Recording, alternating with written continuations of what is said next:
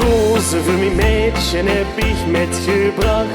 Deze dag die mag ik nooit vergeten. Maar de drukte van het leven brengt dat dus toch met.